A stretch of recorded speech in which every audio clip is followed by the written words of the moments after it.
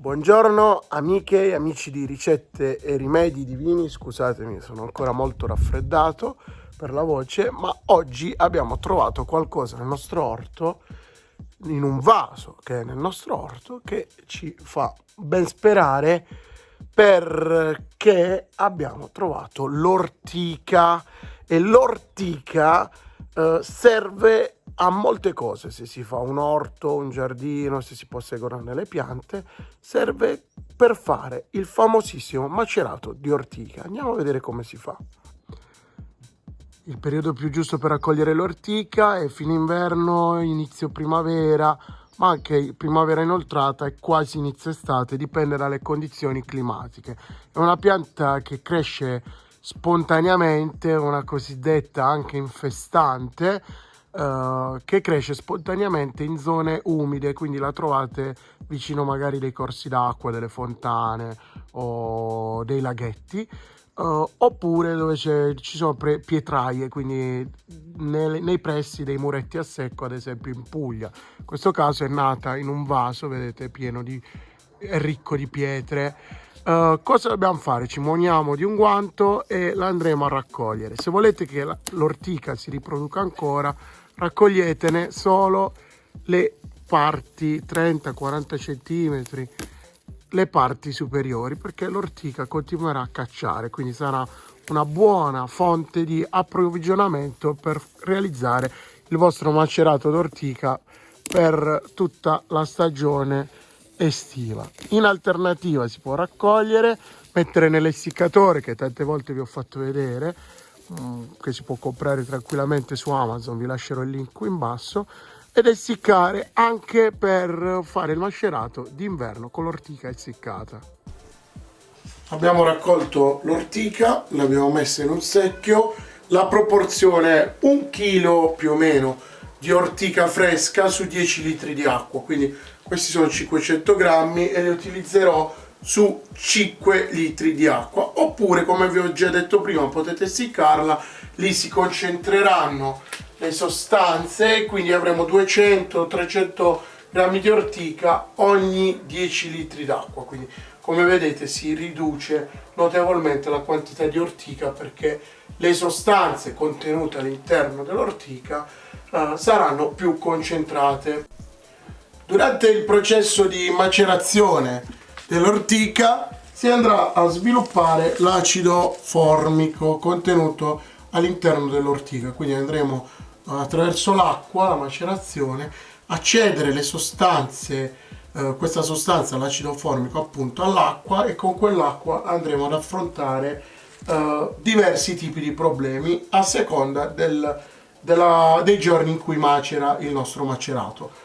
Ci sono fondamentalmente due macerati che si realizzano. Il primo si fa in 24-48 ore e serve a contrastare ad esempio la cocciniglia, il ragnetto rosso, è un prodotto acaricida, un prodotto che combatte i pidocchi delle piante, quindi un prodotto che serve a tutto questo.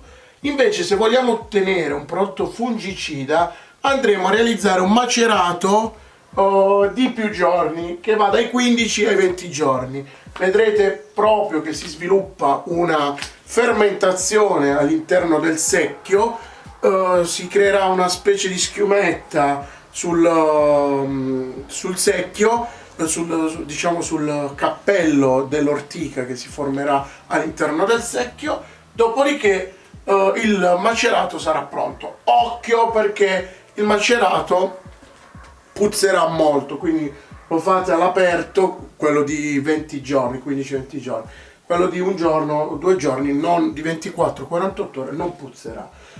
Quindi mi raccomando, lo fate in un luogo aperto, in una campagna, non lo portate chiaramente in un centro abitato vicino ai balconi, oppure ci sono dei rimedi, chiedete al vostro rivenditore di piante di fiducia, ci sono dei rimedi per eliminare l'odore, ci sono dei prodotti particolari, ma io preferisco tenerlo al naturale. Quindi questo è il macerato, noi faremo quello di 24-48 ore, quindi ci basterà, perché abbiamo un problema di afidi, ci basterà aggiungere 5 litri di acqua far macerare le foglie, dopodiché dopo 24-30 ore andremo a strizzare per bene le nostre foglie, metteremo il prodotto in un erogatore come questo e lo andremo a spruzzare sulle nostre piante.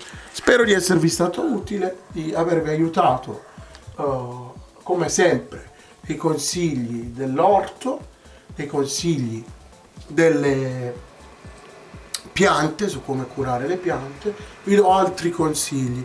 Il macerato d'ortica non va bene sui cavoli perché andrà ad attirare la cavolaia, quindi se non volete trovarvi i cavoli pieni di cavolaia non lo utilizzate.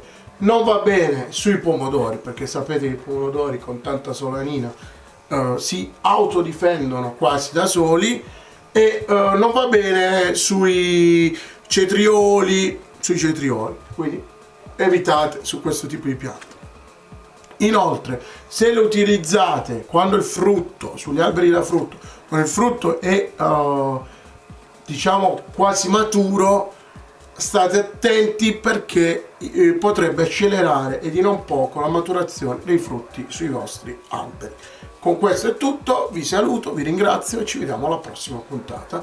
Ricordate di lasciarci un like, un mi piace, commentare qui in basso, iscrivervi al nostro canale YouTube, accendere la campanellina. Tutto ciò è fondamentale per la sopravvivenza del canale Ricette e Rimedi Divini. Ciao!